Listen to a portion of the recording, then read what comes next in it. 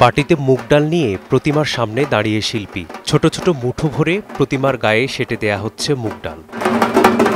এভাবেই নাটোরের উত্তর আলাইপুরের এক মণ্ডপে মুগ ডাল দিয়ে তৈরি করা হয়েছে দুর্গা প্রতিমা। মাটি দিয়ে প্রতিমা তৈরির পর রং তুলিতে ফুটিয়ে তোলা হয় দেবী দুর্গাকে। এরপর আঠা দিয়ে প্রতিমার গায়ে জুড়ে দেয়া হয় মুগ ডাল, আর এতেই মুগ ডালের হলুদ রঙে অপরূপ হয়ে উঠেছে প্রতিমা। আঠা দেওয়ার পরে আমরা ডালটা ব্যবহার করতে কখনো এক মুঠ লাগানো লাগছে, কখনো এক পিস লাগানো লাগছে, এইভাবে আমরা এই ডালটা ব্যবহার করতেছি। কৃষিপ্রধান জেলা নাটোর, তাই কৃষিপণ্য দিয়ে ব্যতিক্রমী প্রতিমা তৈরির পরিকল্পনা থেকেই তৈরি করা হয়েছে মুগ ডালের প্রতিমা। কৃষিপ্রধান বাংলাদেশ, এখান থেকে আমাদের চিন্তাভাবনা একটু ব্যতিক্রম চিন্তাভাবনা, যে আমরা একটু মুগ ডাল দিয়ে প্রতিমা তৈরি করব।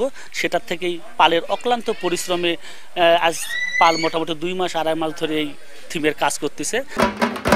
এমন ব্যতিক্রমী প্রতিমা দেখতে মণ্ডপটিতে ভিড় জমাচ্ছেন দর্শনার্থীরা। আমরা অন্য দেশে দেখছি, ইন্ডিয়াতে দেখছি, কিন্তু আমাদের বাংলাদেশের মধ্যে আমার দেখা নেই, এটা ফার্স্ট।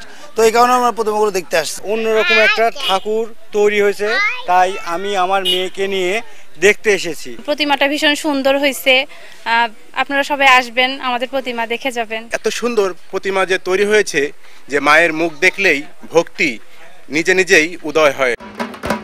এই প্রতিমা নির্মাণে ব্যবহার করা হয়েছে 70 কেজি মুগ ডাল। সময় সংবাদ, নাটোর।